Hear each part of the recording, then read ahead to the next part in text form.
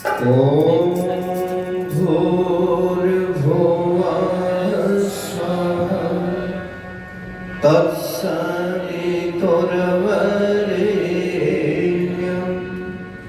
भर्गो देवस्य धीमहि धियो यो नः प्रचोदयात्।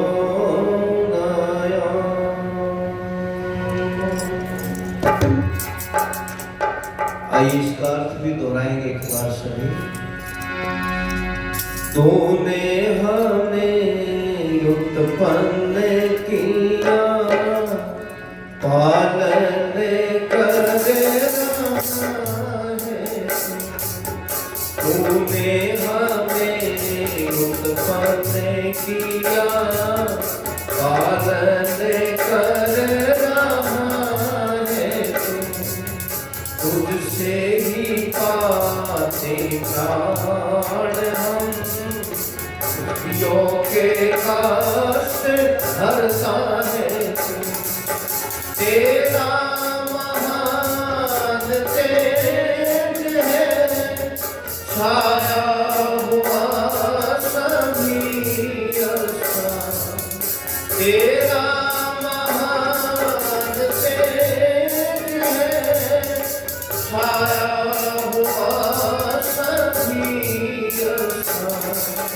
सृष्टि की वस्तु में तू हो रहा है विचरण।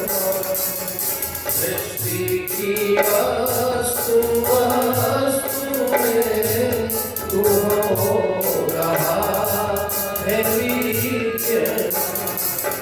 तेरा ही घर से ज्ञान हम मांगते तेरी दया। तेरा ही घर से ध्यान हम मांगते तेरी दया।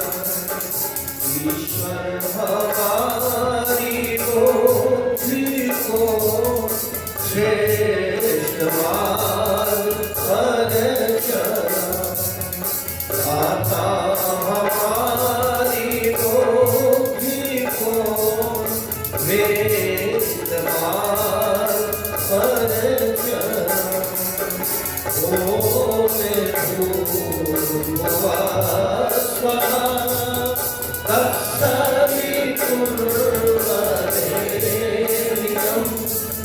भर्गो देवस्य धीमहि धियो यो नः प्रचोदयात्।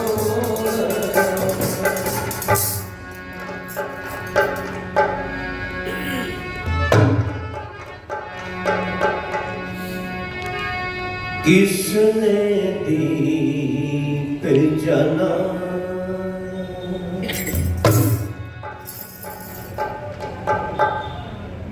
बच्चे बात नहीं बेटा सुनो।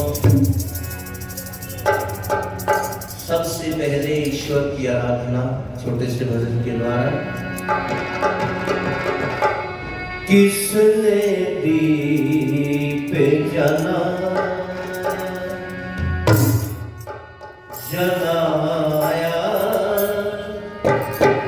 किसने दीप जलाया। दीप जलाकर किया उजाला, दीप जलाकर किया उजाला।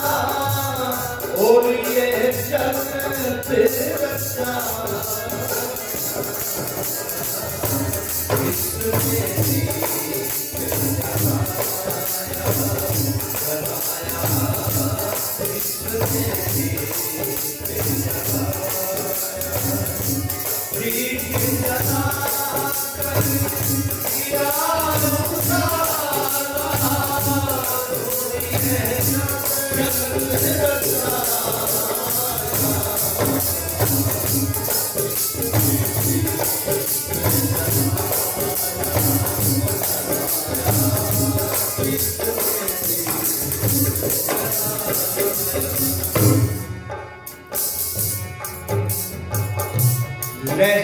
रहा आँखों के आगे ये सागर गहरा,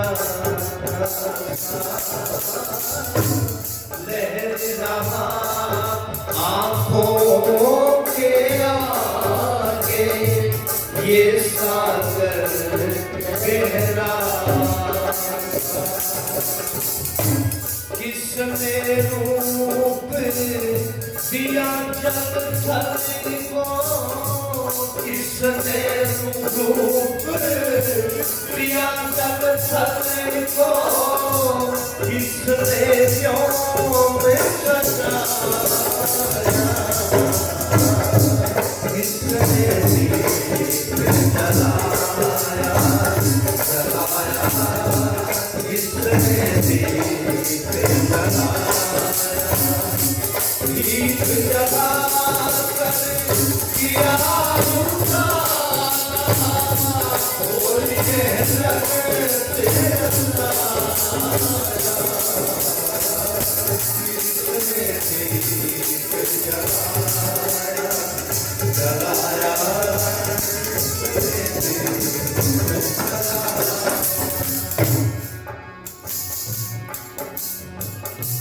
स्रोत कहाँ है इस सागर का और कितनी गहराई,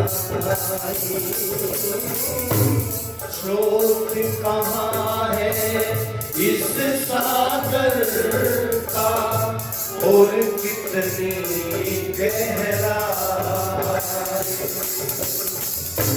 सागर ने क्यों अपने भीतर, सागर ने क्यों अपने भीतर अपना शोध छिपाया,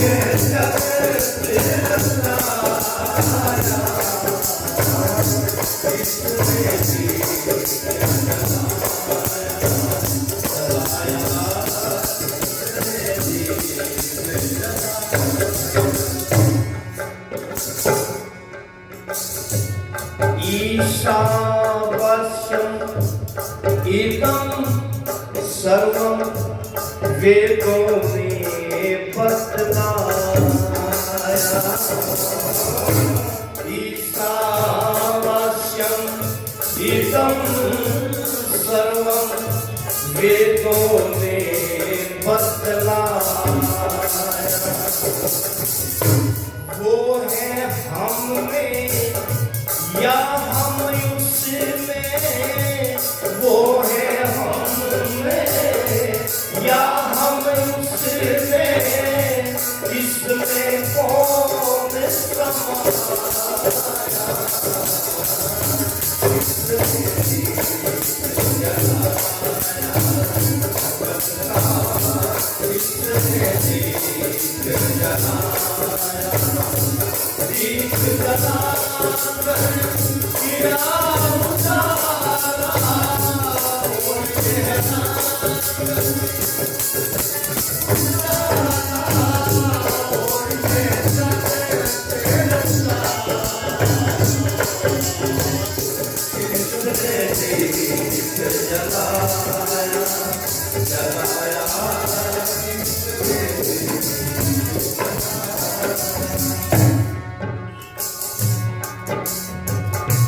है वो कौन कहाँ आवासी, फिर भी समझ न पाया,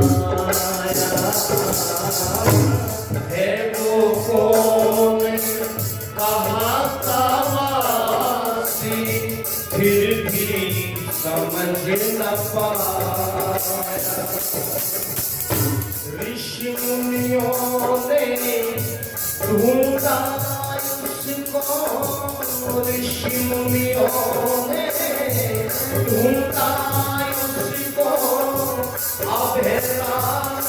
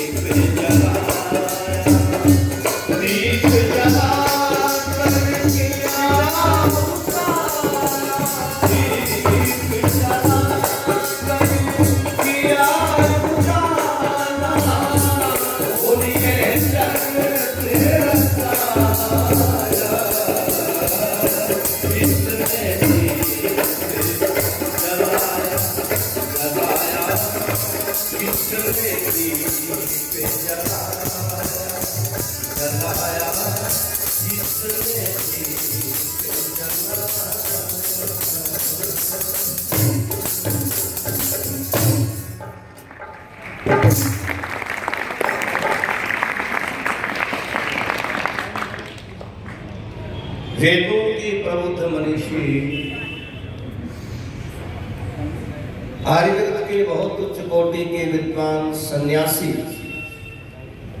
श्रद्धेय पूज्य स्वामी श्रद्धानंद जी महाराज, थोड़ी सी आवाज नहीं है बच्चों, सुनो बेटा, आप भी बोलोगे मैं भी बोलूंगा तो क्या होगा, बात समझ में नहीं आने और ठीक वो बात बनेगी, दोनों दिन से गए पंडे हलवा मिले ना मंडे, ठीक है ना। बात को पूरे ध्यान से सुनना चाहिए, जब तक बैठे हो सुनो, सुनने से भी व्यक्ति महान बनता है, ठीक है ना। अब कोई भी आपकी आपस में बातचीत नहीं होनी चाहिए, बहुत अच्छे बालक है। मंच का जो संचालन कर रहे हैं श्रद्धेय पूज्य स्वामी प्रमानंद जी महाराज, हमारे आर्य समाज हिसार के भी, मैं कहा करता हूं आर्य समाज के वो आज स्तंभ है, और जिनका पिता की तरह से हमें स्नेह मिलता रहा है, जीवन के अंदर मिल रहा है, ऐसे हम सब की आदरणीय चौधरी हरि सिंह जी सैनी, मैं समझता हूं कि एक बार जोरदार तालियां बजाया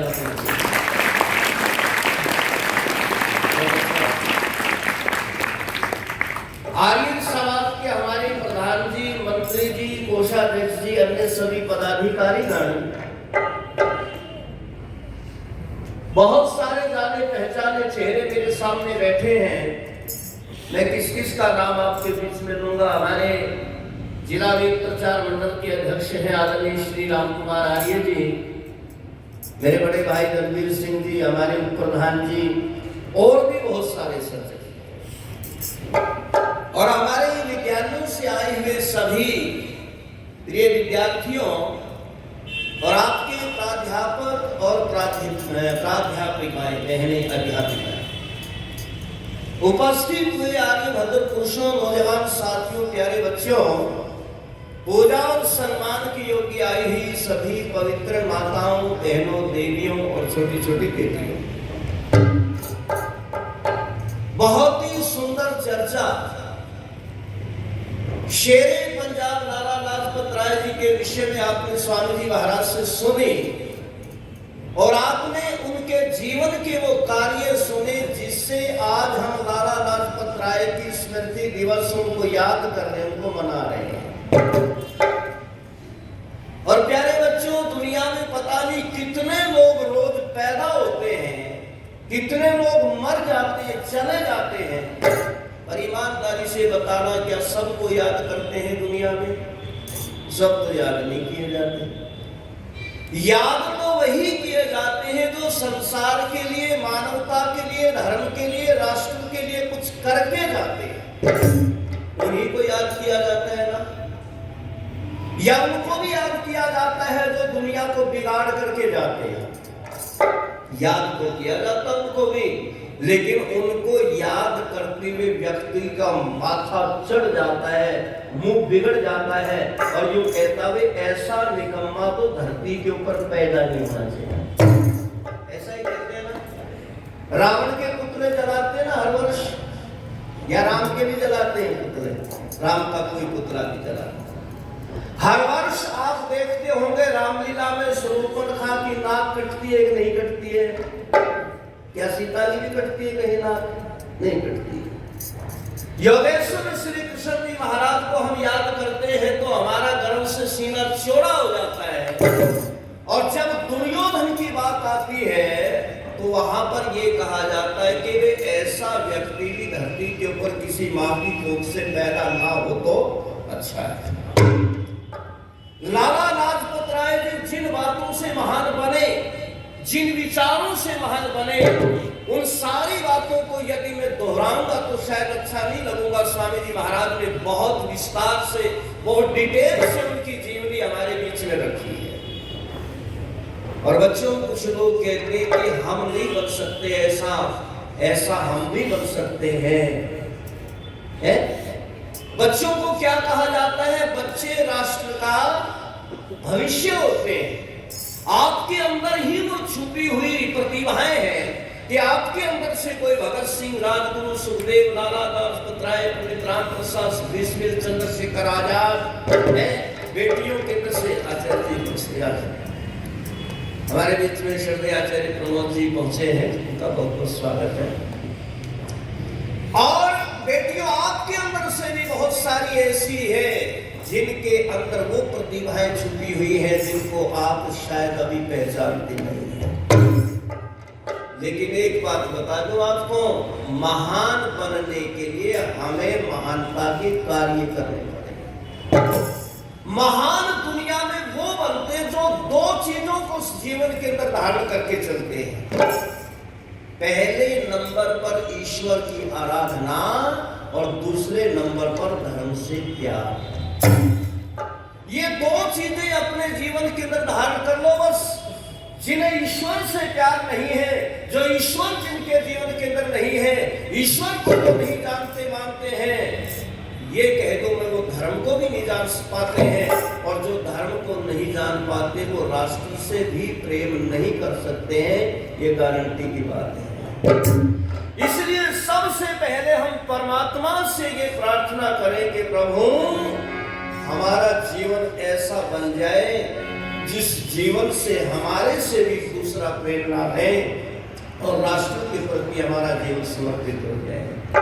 तो सबसे पहले क्या करना चाहिए जीवन में? भगवान की भक्ति। ये नहीं होना चाहिए जैसे कहते हैं ना कई बार कि भाई उम्र हुआ 10 का, खेलने का लग गया चस्का। उम्र हुआ 10 का तो खेलने का लग गया चस्का। उम्र हुई 20 तो दुनिया की करने लगा रीस। उम्र हुआ 30 तो ऐसे चेहरा चमके जैसे शीशा। उम्र हुई 40 तो बढ़ गया पक्का हाड़ी, दिन रात कमाने लगा, शरीर का ध्यान नहीं दिया, बच्चों के संस्कार नहीं बनाए। तो उम्र हुआ 50 तो रोटियों का भी हो गया रस्सा। और उम्र हुई 60, हाथ में आ गया लठ, लाठी के सहारे चल रहे। उम्र हुई 70, अकल पर पड़ गए पत्थर। घरवाले कुछ कहे इसे कुछ समझ में आवे। घरवाले लोग के पिताजी रोटी जाओ मेरा बाजार में चले, उल्टा ही होता है। उम्र हुई 80 तो कभी जुकाम कभी खांसी।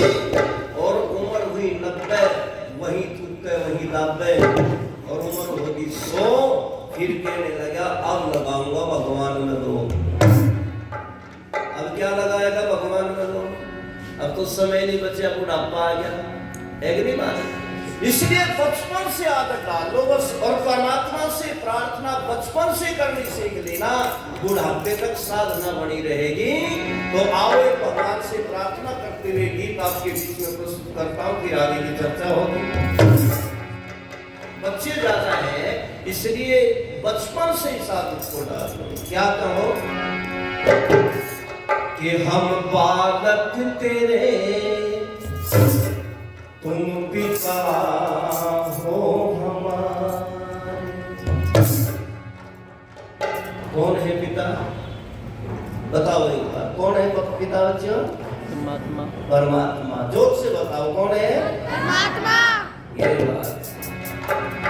हम बालक तेरे तुम पिता हो हमारे, बालक तेरे तुम पिता हो हमारे, है जिंदा जहां में, जिंदा जहां में आपके सहारे।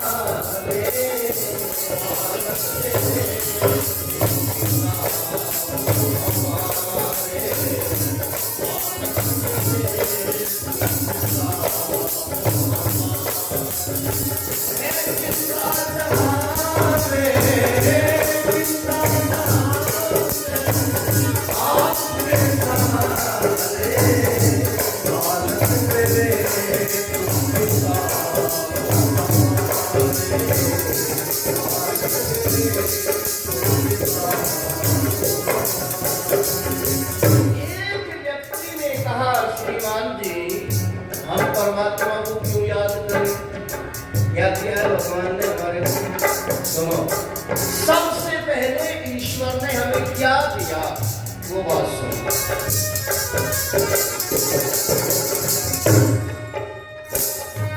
माँ के गर्भ में जब हम थे आए, उल्टा थे लटके समझ कुछ न पाए। माँ के गर्भ में जब हम थे आए, उल्टा थे लटके समझ कुछ न पाए। कौन बढ़ाए तन को, कौन बढ़ाए तन को, जरा हम विचारे।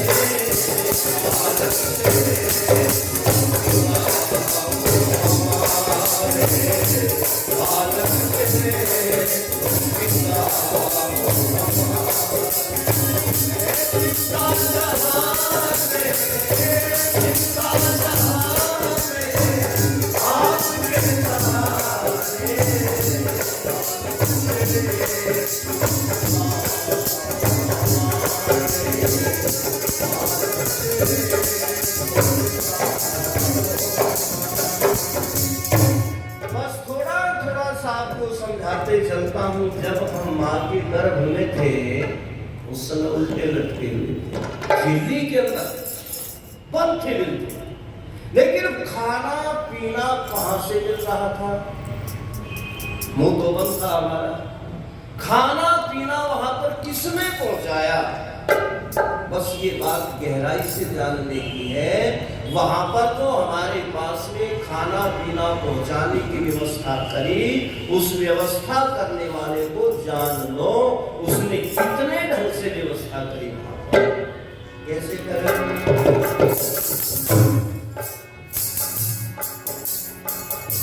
माता की नाभि से नाभि मिलाई, माता की नाभि से नाभि मिलाई, उसी से पिया रस सुधा की पिताई, उसी से पिया रस सुधा की पिताई। सब तंत्र बनाने वाले, तंत्र बनाने वाले वही प्रभु क्या है।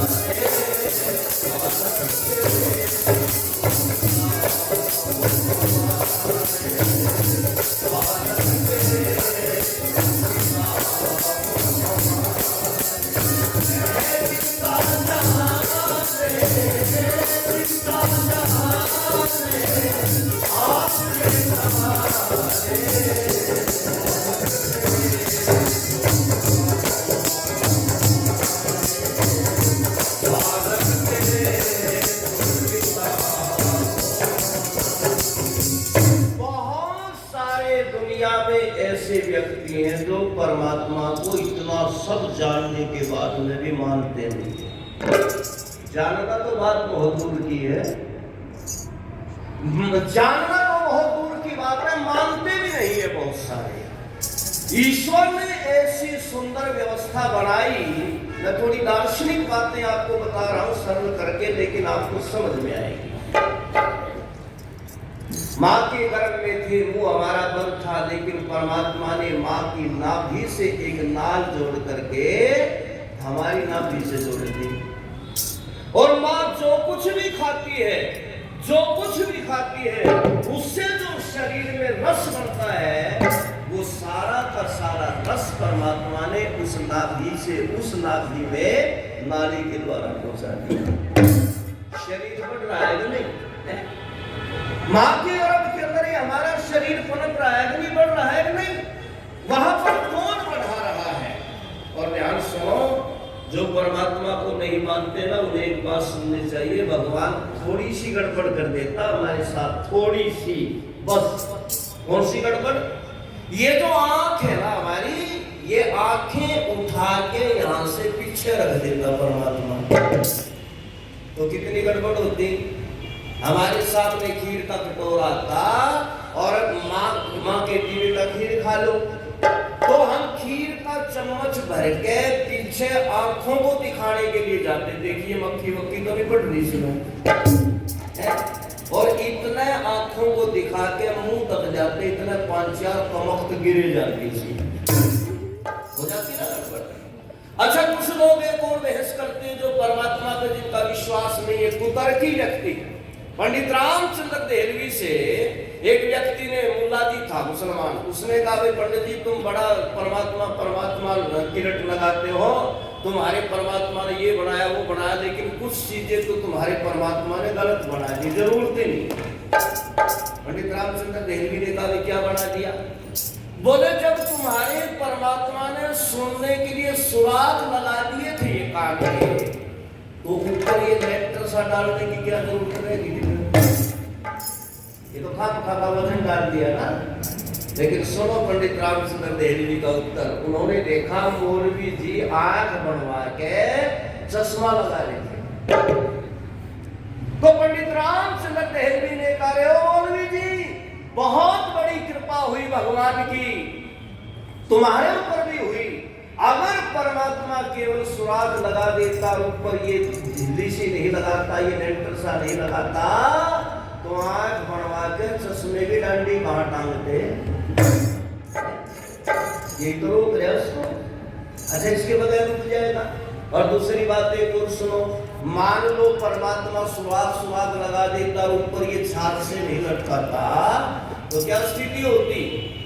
किसी की आवाज, कोई भी शब्द हमारे अंदर नहीं जा सकता था। शब्द आवाज इस दीवार से टकरा करके तब अंदर जाते। ये ना होना तो ऐसे निकल जाए जैसे जीटी रोड पर बस निकल जाओ बगैर बस स्टैंड पर, शब्द भी ऐसे निकल जाए, इससे टकराएंगे। और इसका एक प्रमाण है, सीधा जीता जागता प्रमाण। कोई बूढ़ा व्यक्ति हो ना आपके अड़ोस पड़ोस में घर में, तो आप उसको आवाज लगाते होंगे, किसी कोई भी बात कहने के लिए आवाज लगाते होंगे, तो बूढ़ा व्यक्ति दूर खड़ा, उसने होठ हिलते तो देख लिए, पर आवाज नहीं समझ में आई, आई नहीं कान में, तो क्या कहता हो बेटा थोड़ा नजदीक आकर के बोल। और जब नजदीक गए, तो नजदीक जाने के बाद भी बूढ़े आदमी ने इस कान के ऊपर हाथ मोड़ करके एक कान और लगाया, लगाता नहीं, और कहता हो बेटा अब सुना बोल क्या कह जाता है। जब उसके कान में आवाज आई, इसका मतलब ये है कि इनकी आवश्यकता थी। कोई भी चीज परमात्मा की बनाई बेकार नहीं है, लेकिन फिर भी कुछ लोग कहते हैं भगवान दिखा, परमात्मा कहाँ है? हम तो देखने के बाद मानेंगे। बेकार वो चीज है दुनिया में जो दिखाई नहीं देती वो माननी पड़ती है। अच्छा बच्चों, हवा दिखाई देती है क्या? माननी पड़ती है कि नहीं? भूख किसी को दिखाई देती है क्या? माननी पड़ती है कि नहीं? है? नींद किसी को दिखाई देती है क्या? सोते हो कि नहीं? है? तो बिजली किसी को दिखाई देती है क्या? पर हाथ लगा ले देखो, पता लग जाएगा क्या चीज है, कितनी पावर है। तो कितनी चीजें दुनिया में ऐसी है जो है, लेकिन उनका वजूद है, वो माननी पड़ेगी, इसलिए उनको मानना चाहिए। ईश्वर तुमने तो गजब कर दिया, माँ की नाभि से नाभि मिला करके भोजन दे दिया। शरीर हमारा बढ़ रहा है, जब माँ के गर्भ से बाहर आए तो एकदम रोने की आवाज निकली। बच्चे होते हैं ना सारे, जब बच्चा पैदा होता है, जब तक नहीं रोएगा तब तक यही नहीं जचेगा ये ठीक ठाक है। बच्चा रोया, घर में खुशी हो गई, और बच्चा ठीक ठाक है, सबको जच गया और मुंह खुल गया। तो उस समय वारे परमात्मा ईश्वर तेरी कितनी बड़ी लीला है, कितनी गजब की कृपा है। क्या कर दिया भगवान ने?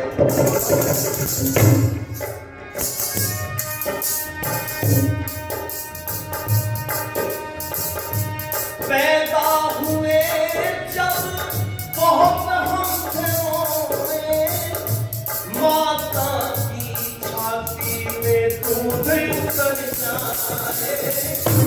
पैदा हुए जब बहुत हम थे रोए, माता के उर में दूध उतर जाए। वही दुख माता का, वही दुख माता हमको उधारे।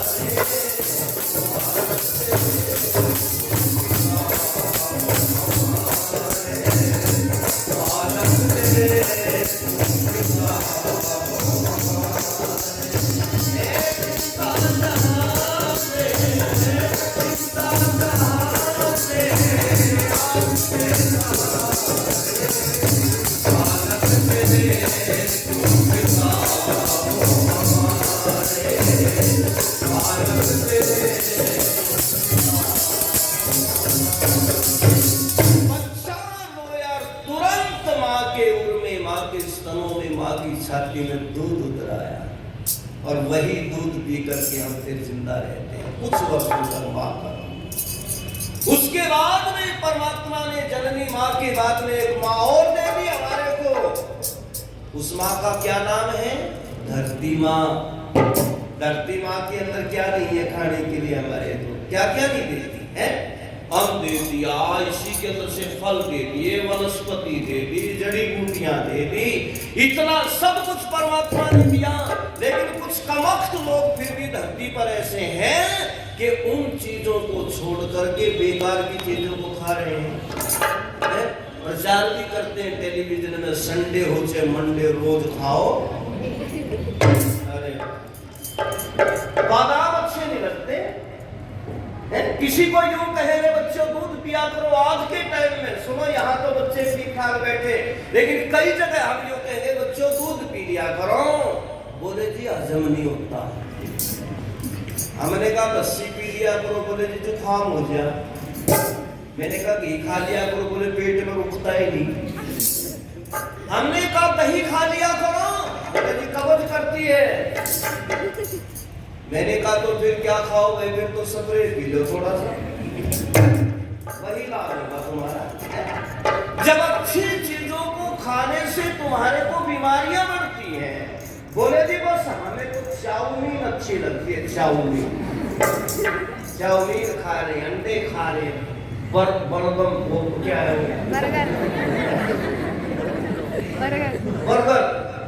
बर्गर खा रहे।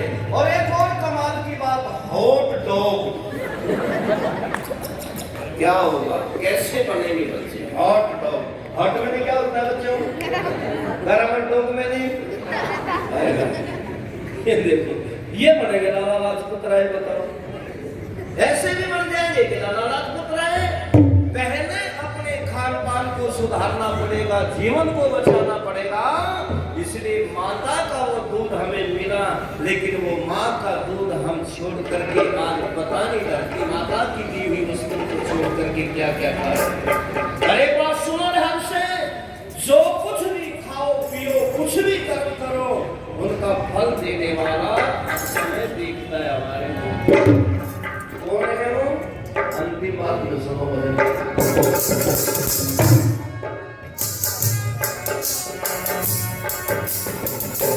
कर्मों का फल यथा योग देते, कर्मों का फल यथा योग देते। कुछ अगले जन्म में कुछ नहीं भोगते, अगले जन्म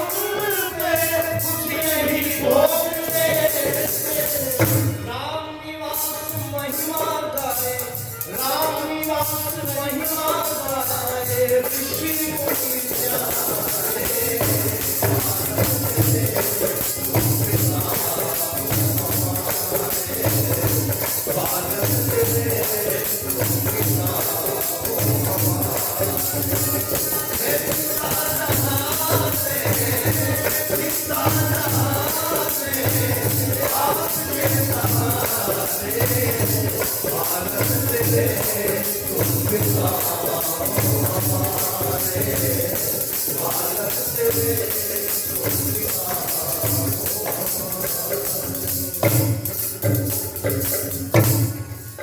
बालक तेरे तुम पिता हो हमारे। परमात्मा, अच्छा देखो एक और गजब की बात है बच्चों, मैं आपके मतलब की बात इसलिए कर रहा हूं कि बच्चों की संख्या ज्यादा है।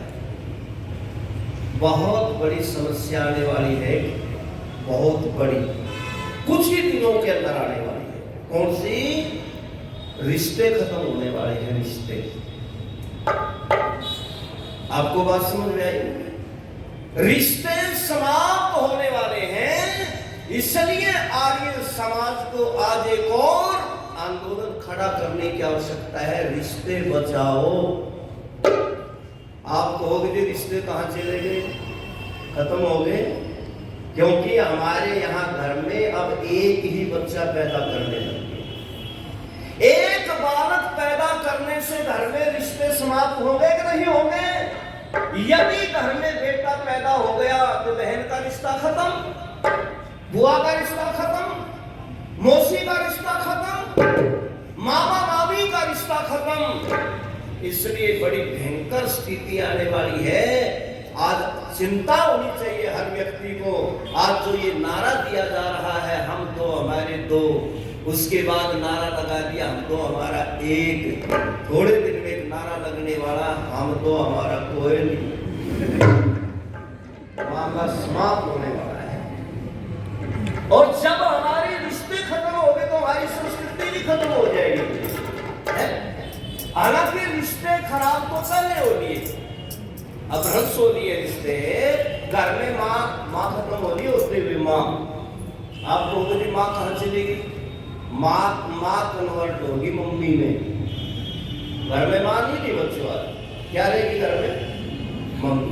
अच्छा, आप में से कोई बालक ऐसा बैठा जो घर में अपनी माँ को माँ कहता हो?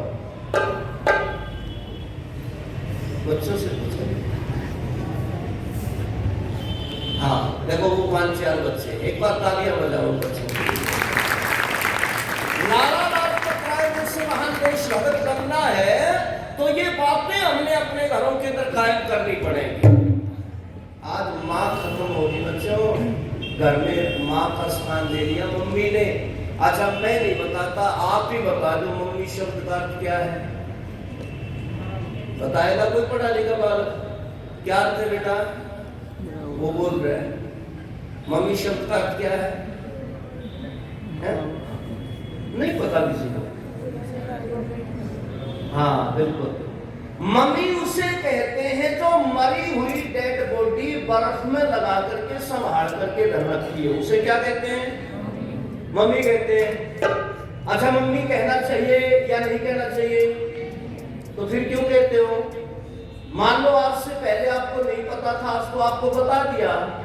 आप घर में जाकर के सभी बातें आज एक प्रतिज्ञा लेकर के जाओ। नारा लाजपत राय को सच्ची श्रद्धांजलि होगी कि आज के बाद में कोई भी बालक अपने घर में माँ को मम्मी नहीं कहेगा।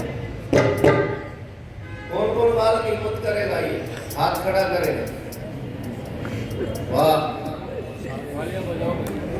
अभी 25% हुए, 75% अभी कर रहे हैं। बच्चों, एक बात मैं आपको तसल्ली देता हूं, आप घर में जाकर के अपनी मम्मी को माँ कहना। यदि आपको कुछ कहेगा तो मेरा नाम ले लेना कि आर्य समाज में पंडित जी आए हुए रामनिवास जी, उन्होंने बताया है। और ये भी कहना कि माँ अगर यूं कहे कि नहीं बेटा मुझे मम्मी कहो, तो उनको ये कहना कि मम्मी हम आपको जब कहेंगे जब आप मर जाओगी। तो पहले फांसी फूंसी लगा के बिजली पकड़ कर मर उठते हैं, उसके बाद में कहेंगे मम्मी हम आपको। कमाल की बात है, पथिक जी ने लिखा था भाषा, भूमि और सभ्यता तीनों बड़े खजाने हैं।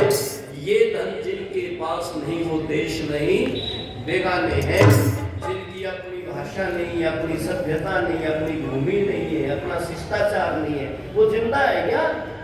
चलती फिरती लाश है जगत के अंदर। इसलिए और मैं अपनी बहनों से भी निवेदन करता हूं, हमारी अध्यापिकाएं बहनें बैठी हैं, वो तो कम से कम आज प्रतिज्ञा लेकर के जाए कि घर में हम अपने बच्चों से मम्मी नहीं कहलवाएंगे, आज से माँ कहलवाएंगे।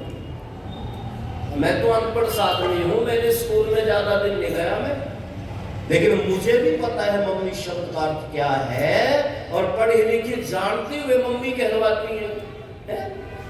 इसलिए मम्मी शब्द का कभी प्रयोग मत करो। माँ, माँ ममता से भरा हुआ है, माँ ममत्व का नाम है, माँ वात्सल्य का नाम है, माँ समर्पण का नाम है, माँ त्याग का नाम है, माँ बलिदान का नाम है। इतने अर्थ वाक्यों में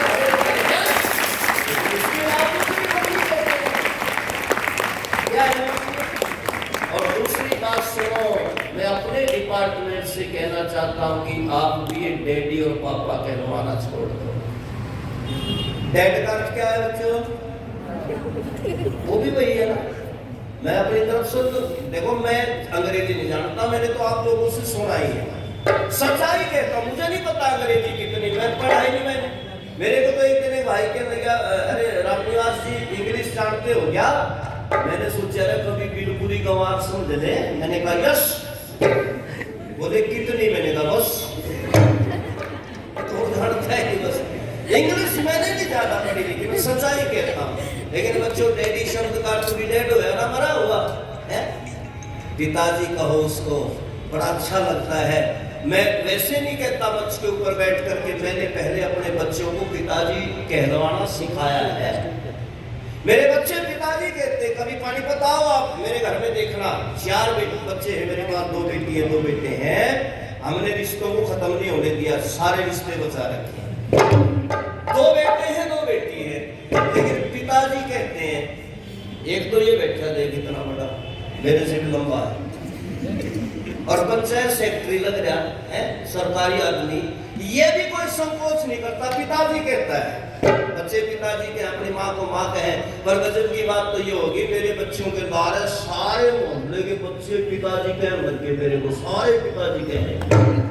सच्चाई कह रहा हूं, सारे पिताजी कहें। मैं एक दिन कुछ बच्चों से कहने लगा, भाई तुम मेरे को पिताजी क्यों कह रहे हो? तो अपने बच्चों का पिताजी हूँ। बोले जी हम तो यूं सोच रहे, थारा तो नाम में पिताजी है।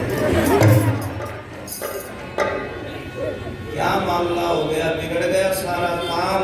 इसलिए बचाओ अपनी संस्कृति को। और कहना चाहता हूं,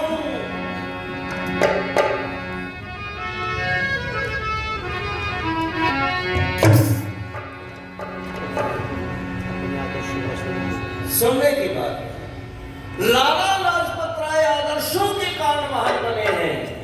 उन्होंने धर्म और संस्कृति को जीवन के अंदर उतारा। आज लाला लाजपत राय को हम याद कर रहे हैं, भगत सिंह को याद कर रहे हैं, सारे शहीदों को नमन करते हैं। लेकिन ये तब बचेंगे जब हम अपने आदर्शों को बचाएंगे। इसलिए बड़ा पुराना एक गीत है, मैं गाया करता हूं, आप सुनेंगे एक बार, कि अपने आदर्शों का सूरज ढल गया। पैसे बढ़ा लो, कोठी कुछ नहीं बढ़ता है ना। अगर औलाद आपने नहीं बनाई, अगर बच्चे सही नहीं बने, आप देख करके बड़ा दुख होता है। बड़े बड़े कॉलेज और यूनिवर्सिटियों के अंदर जवान लड़के, पढ़ने वाले लड़के और लड़कियां अपनी जेब के अंदर नशे की पूड़ियां रखने लग गए, सरेआम पीते हुए चलते हैं। कॉलेज और यूनिवर्सिटियों के अंदर क्या खेल हो रहा है सब जानते हैं। आप अभी छोटे बचे हुए हैं, माता पिता को आगे सोचना पड़ेगा, अपने बच्चों को बड़े विद्यालयों में भेजे या ना भेजे, क्योंकि वहां पर संस्कृति का बिल्कुल नंगा नाच चल रहा है। और बच्चों, जिसका जीवन चला गया तो उसका सब कुछ चला गया, जिसका चरित्र चला गया उसका सब कुछ चला गया। आज जवानी खत्म हो गई, कहीं कहीं दिखाई देती है। जो हरियाणा के बारे में कहावत थी, देशों में देश हरियाणा, जहाँ दूध दही का खाना, आज उस हरियाणा के अंदर कुछ और ही खाया जाता है। बस लिखा था पति में कि अपने आदर्शों का सूरज ढल गया, देश में चक्कर चल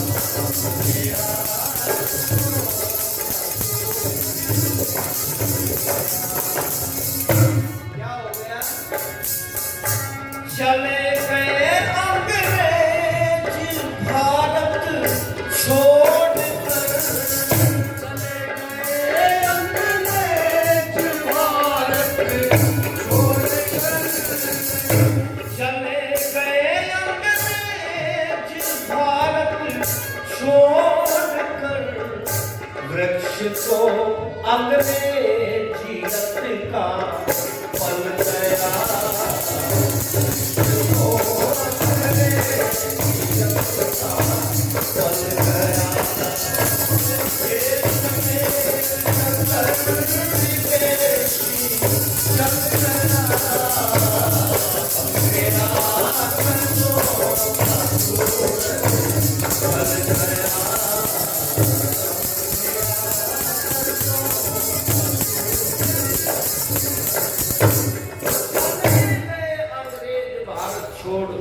पर वृक्ष को अंग्रेजियत का पल गया। कह दिया था नाट्यकार ने, पिताजी को पत्र लिख दिया था, पिताजी मैं भारत के लोगों को अंग्रेजियत में ऐसा रंग रहा कि केवल शान शक्ल से तो ये भारतीय दिखाई देंगे, लेकिन इनका रहन सहन, बोल चाल, खाना पीना, उठना बैठना, सोना जागना, सारा का सारा अंग्रेजी में होगा। अच्छा एक बात बताओ बच्चों, जब प्रातःकाल सूर्य निकलता है तो किस दिशा से निकलता है? पूर्व से निकलता है। और निकलते हुए सूर्य को देख करके हम खुश होते हैं नहीं? होते हैं ना, खुश होते हैं। सूर्य निकल गया भाई, अंधकार भाग गया, प्रकाश हो रहा है, सबके मन में उत्सुकता पैदा होती है ना, सब प्रसन्न होते हैं नहीं? लेकिन जिस समय वो सूर्य सारा दिन का अपना कार्य पूरा करने के बाद में जाता है तो किस दिशा में जाकर के छिपता है? पश्चिम में छिपता है ना। और पश्चिम में जब छिप जाता है तब क्या होता है? धरती में अंधेरा होता है ना। बस यही बात है। अपनी जो वैदिक संस्कृति है वो पूर्व से निकलते हुए सूर्य जैसी है। वैदिक संस्कृति प्रकाश देने वाली है, और ये जो संस्कृति है पश्चिम वो अंधकार देने वाली है। भाषा आप कोई भी सीखे, कोई एनर्जी नहीं है। ऋषि दयानंद जी महाराज भी कहते हैं भाषाएं कितनी भी सीखो, ज्ञान होना चाहिए। व्यापार करने के लिए, एक दूसरे से संपर्क करने के लिए भाषाओं का आदान प्रदान करें, लेकिन उस भाषा के गुलाम न बने। आज तो अगर किसी पढ़ी लिखी बहन को रेलगाड़ी में बस में यूं कह देना बहन जी थोड़ी दूर हट जा, ऐसा कह दिया जैसे पाकिस्तान छेड़ दिया बहन जी है। अब उसे क्यों कहते मैडम जी रास्ता थोड़ा सा, हाँ जी आओ जी, बिल्कुल सीट पे गिरना हो जाएगी, जाओ जी निकल जाओ। मैडम कहने से खुश होती है, बहन जी कहने से नाराज होती है। क्या संस्कृति रहेगी आज हमारे देश में? और फिर यूं कह दिया हमारी तो औलाद अच्छी नहीं बनती। कैसे बनेगी औलाद अच्छी? ऋषि दयानंद जी महाराज की बात फेल हो जाएगी, ऋषियों की बात फेल हो जाएगी। ऋषि दयानंद जी महाराज ने सत्याग्रह प्रकाश के दूसरे संलास को प्रारंभ करते हुए लिखा है, मातृ मातृमान, पितृमान, आचार्यमान, पहले माता पिता आचार्य अच्छे होने चाहिए। अगर माता पिता आचार्य धार्मिक और विद्वान हैं तब बच्चे अच्छे बनेंगे। लेकिन माता पिता आज के यूं सोचते हैं कि हम तो सारी गड़बड़ करते रहे, हर बेटा बन जा हमारा लाला लाजपत राय, बेटी बन जाए लक्ष्मीबाई दुर्गा, बेटा बन जाए भगत सिंह। ऐसा कभी हो ही नहीं सकता। पहले अपने आप को बनाना पड़ेगा, तब संतान उत्पन्न बनेगा। चले गए अंग्रेज, पर अंग्रेजियत का वट वृक्ष यहाँ पर पैदा करके चले गए और इसका एक बहुत बड़ा नुकसान हुआ हमारे को। क्या हुआ?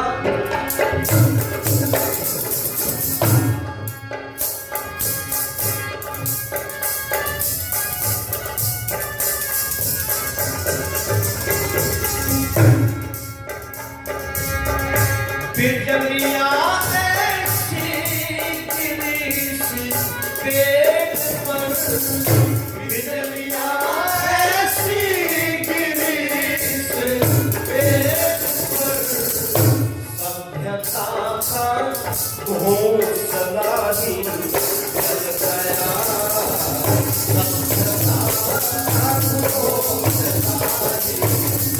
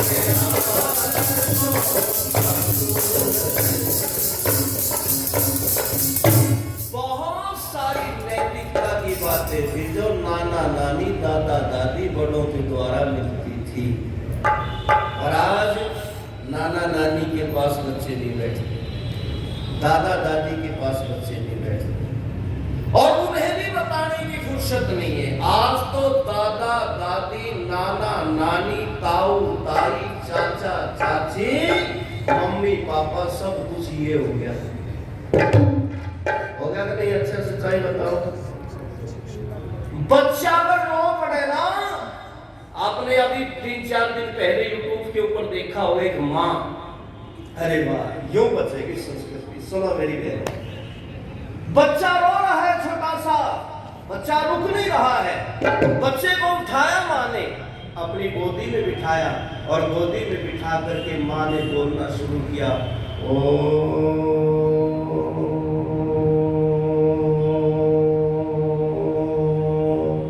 3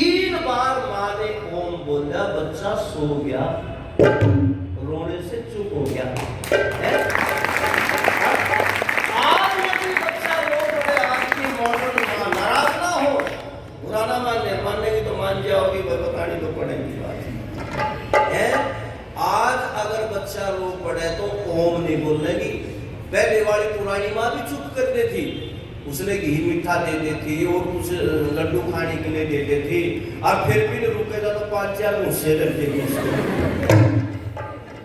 होता नहीं, बच्चा चुप हो जाएगा।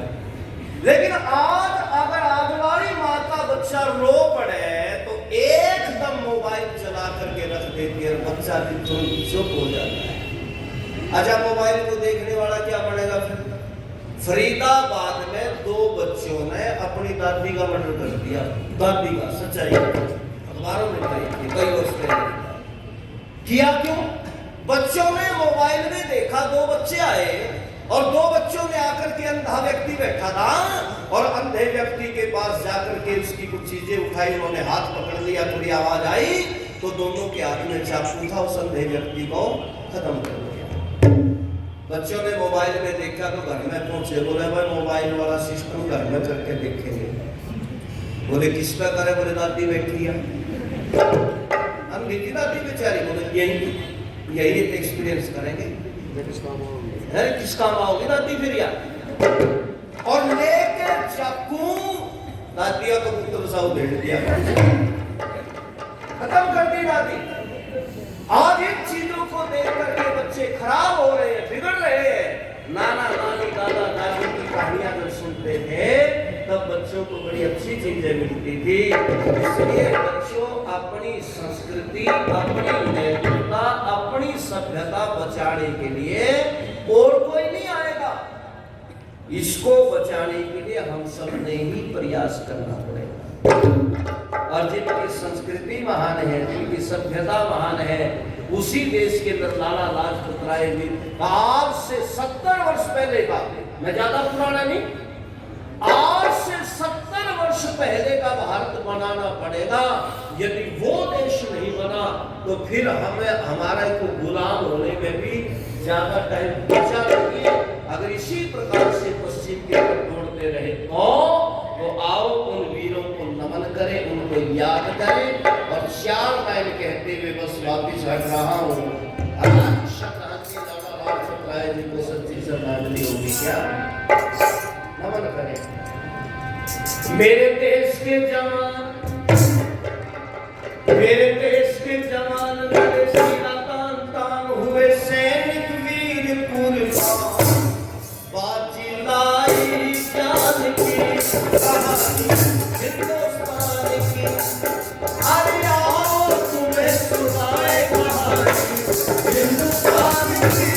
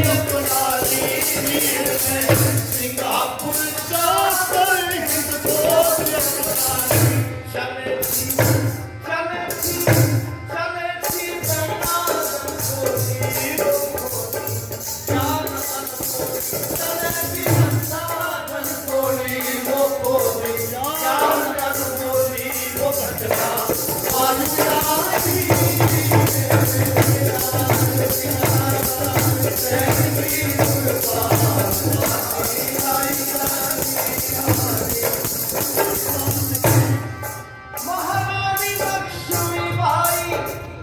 बेटियां सोचती होगी दीदी बता रहे हमारे घर भी होगी कि नहीं कुछ एक ही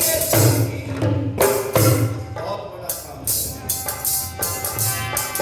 महारानी लक्ष्मीबाई लापाना था लड़का युद्ध भूमि में आई लिया बाध कमर करता रे भूमि में आई लिया बाध कमर करता लड़ी को रानी के कभी ना धया कदम हटके लड़ी वो रानी कट के कभी ना धया कदम हटके वो भूमि बहुत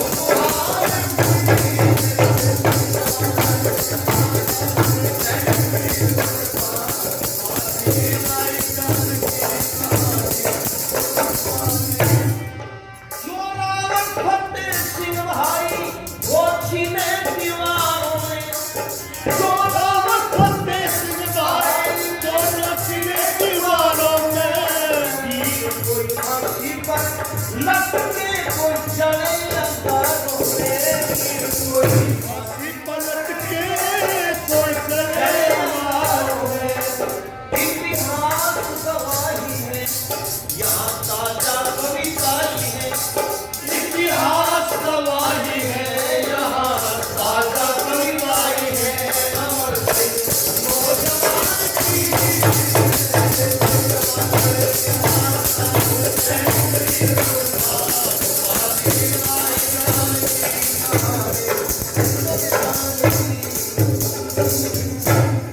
जोर से बोले भारत माता की देश धर्म पर बलिदानी वीर वीरांगनाओं की हमारे आदरणीय प्रधान जी संरक्षक महोदय चौधरी हरि सिंह जी सैनी व ये शोक पे मुझे आशीर्वाद रूप में दे रहे हैं आपको बहुत बहुत धन्यवाद। और मैं एक निवेदन करना चाहता हूँ कि लॉकडाउन के समय परमात्मा की कृपा रही, लोग तो परेशान हुए लेकिन मुझे बड़ा लाभ भी हुआ। घर में रहने का मौका मिला, स्वाध्याय करने का, तो लगभग 350 रचनाएं भजन जो है उस काल में लिखे गए ईश्वर की कृपा से। तो नए नए भजन भी आपके सामने आएंगे, कुछ पुराने कुछ नए। तो मैं आपसे निवेदन करता हूँ कि दिनों दिन आप ज्यादा से ज्यादा संख्या में आए। आप सबने सच्ची होकर के सुना, सभी को बहुत बहुत धन्यवाद।